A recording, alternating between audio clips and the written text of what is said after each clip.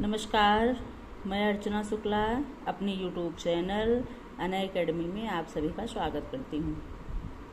जैसा कि आप लोग जानते हैं कि हमारे चैनल अनय एकेडमी द्वारा आप सभी को हिंदी व्याकरण की तैयारी टीजीटी, पीजीटी, एलटी की करवाई जा रही है, जिसमें कि आप लोग लिंग और संज्ञा के अंतर्गत आपने व्यक्तिवाचक, जातिवाचक और भाववाचक संज्ञा पढ़ा है। अगला चैप्टर हम आज पढ़ने वाले हैं ध्वनि, जो कि हिंदी व्याकरण का बहुत महत्वपूर्ण चैप्टर है और ध्वनि से संबंधित हमारे एग्ज़ाम में कम से कम 2 से 3 प्रश्न आने ही हैं। ठीक है, क्योंकि ये सब बारीकियां हैं जिसको कि हम इग्नोर करते हैं और यही हमको सिलेक्शन से बाहर करती हैं। इसलिए हमको अपने सिलेबस से संबंधित जितने भी चैप्टर हैं उसको बहुत ही बारीकी से पढ़नी है।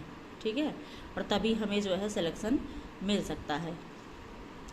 वैसे तो हम ध्वनि, शब्द, वर्ण ये शुरू से ही पढ़ते आ रहे हैं, लेकिन हम तैयारी की दृष्टिकोण से ध्वनि, शब्द और वर्ण नहीं पढ़ते हैं। तो हम आइए आज व्याकरण के अंतर्गत ध्वनि पढ़ते हैं। ध्वनि क्या है? देखिए, भाषा की सबसे छोटी इकाई क्या होती है? ध्वनि होती है। ठीक है, और भाषा की सबसे छोटी इकाई ध्वनि है और ध्वनि के लिखित रूप को वर्ण कहते हैं। वर्ण क्या है? जब जो हम वर्ण बोलते हैं वह ध्वनि होता है, जब उसको हम लिखित रूप दे देते हैं तो वर्ण कहलाता है। ठीक है, और वर्णों के व्यवस्थित समूह को क्या कहते हैं? शब्द कहते हैं। जो वर्ण हम लिखते हैं उसका जो व्यवस्थित समूह होता है वो शब्द कहलाता है। ठीक है, भाषा की सार्थक इकाई वाक्य होती है। क्या होती है? भाषा की सार्थक इकाई वाक्य होती है। तो ये हमारे कुछ पॉइंट जो कि एक लाइन में एक प्रश्न छुपे हुए हैं, इसको आप लोग बहुत ही बारीकी से देखिएगा कि भाषा की सबसे छोटी इकाई ध्वनि के लिखित रूप वर्ण कहलाते हैं, वर्णों के व्यवस्थित समूह शब्द कहलाते हैं, भाषा की सार्थक इकाई वाक्य है। अब आइए देखते हैं कि कैसे वाक्य का निर्माण होता है। सबसे पहले हम ध्वनि होती है, उसके बाद वर्ण होता है, वर्ण से शब्द होता है, शब्द से पद होता है, पद जो है पदबद्ध होते हैं, उसके बाद उपवाक्य होता है, उसके बाद क्या होता है? वाक्य। तो ये हमारे वाक्य के निर्माण में इतनी प्रक्रिया से हमें गुजरनी पड़ती है। ठीक है, ध्वनि, वर्ण, शब्द, पद, पदबद्ध, उपवाक्य और वाक्य। आइए देखते हैं सबसे पहले वर्ण क्या है। ठीक है, वर्ण क्या है? वर्ण उस मूल ध्वनि को कहते हैं जिसका खंड ना हो, मतलब जिसका खंडन ना किया जा सके, वही वर्ण है। जैसे आ, ई, व, च आदि जो भी वर्ण हैं जिसका खंडन ना हो वो वर्ण कहलाता है। वर्ण हमारी उच्चारित भाषा या वाणी की सबसे छोटी इकाई है। वर्ण हमारे द्वारा जो उच्चारित भाषा है या वाणी है उसकी सबसे छोटी इकाई क्या होती है? वर्ण। और इन्हीं इकाइयों को मिलाकर शब्द समूह और वाक्यों की रचना होती है। यही वर्णों के इकाइयों को मिला करके हम शब्द बनाते हैं और इसी शब्दों से मिला करके हम क्या करते हैं? वाक्यों का निर्माण करते हैं। आइए देखते हैं। मूलतः हिंदी में उच्चारण के आधार पर 45 वर्ण होते हैं। कामता प्रसाद गुरु ने भी 45 वर्ण ही माना है, जबकि 45 वर्ण में आप जानते हैं 10 स्वर हैं और 35 व्यंजन। ठीक है, लेकिन लेखन के आधार पर 52 वर्ण होते हैं। कितने होते हैं? 52 वर्ण लेखन के आधार पर होते हैं। वर्णों के उच्चारण समूह को क्या कहते हैं? वर्णमाला कहते हैं। वर्णों के उच्चारण समूह को वर्णमाला कहते हैं और लेखन के आधार पर मूलतः कितने होते हैं वर्ण? 52। आइए देखते हैं स्वर। आ, ई, उ, ई, उ, री, ए, ऐ, ओ, आओ। ये सभी क्या होते हैं? ये सभी हमारे क्या हैं? स्वर हैं। 11। ये स्वरों की संख्या कितनी है?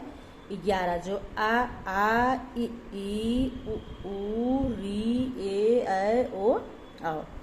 ठीक है। और आप जानिए कि सभी स्वर क्या होते हैं? अल्प प्राण होते हैं। ठीक है। अल्प प्राण वह वर्ण है जिसमें कि हमें अपने प्राणवायु कम लगते हैं बोलने में, वही अल्प प्राण शब्द होते हैं, वर्ण होते हैं। जिसमें कि ए, ओ, ऐ, औ। ए, ओ, ऐ, औ ये हमारे क्या हैं? संयुक्त स्वर हैं। ठीक है। तो आइए, स्वर तो हम देख लिए हैं, अब व्यंजन देखते हैं। व्यंजन क्या होता है?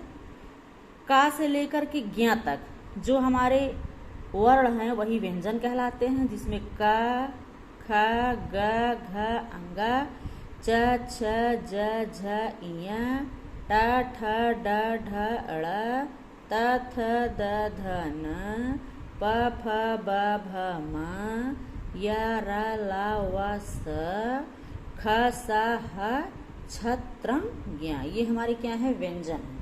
अब व्यंजनों का भी विभाजन हुआ है कि कौन सा व्यंजन किसके अंतर्गत आते हैं, उसका क्या नाम दिया गया है।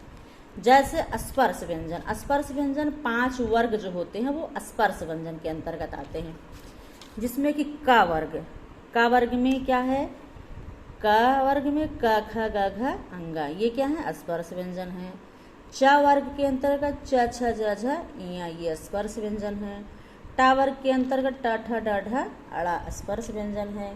ता वर्ग के अंतर्गत त, थ, द, ध, ना, ये स्पर्श व्यंजन है। और पा वर्ग के अंतर्गत क्या होता है? पा, फा, बा, भा, मा, ये भी स्पर्श व्यंजन है। ठीक है। तो स्पर्श व्यंजन के अंतर्गत ये 5 वर्ग क वर्ग, च वर्ग, ट वर्ग, त वर्ग और पा वर्ग आते हैं। ठीक है। अब आइए देखते हैं अंतस्थ व्यंजन। अंतस्थ व्यंजन में अंतर्गत आता है जैसे य, र, ल, व, ये अंतस्थ व्यंजन है। ठीक है। तो अंतस्थ व्यंजन के अंतर्गत य, र, ल, व आते हैं। और उसके बाद आता है ऊष्म व्यंजन। ऊष्म में स, ख, स, ह, ये ऊष्म व्यंजन है। उसके बाद संयुक्त व्यंजन छ, त्रंग, ज्ञ, स्र, ये 4 जो है संयुक्त व्यंजन होते हैं। ठीक है। आगे देखते हैं द्विगुण, जिसे कहते हैं ड और ढ, ये क्या होते हैं? द्विगुण होते हैं। और ये अनुस्वार और विसर्ग, ये आयोग वाह के अंतर्गत आते हैं, जो कि अनुस्वार अंग है, विसर्ग अह है। ठीक है।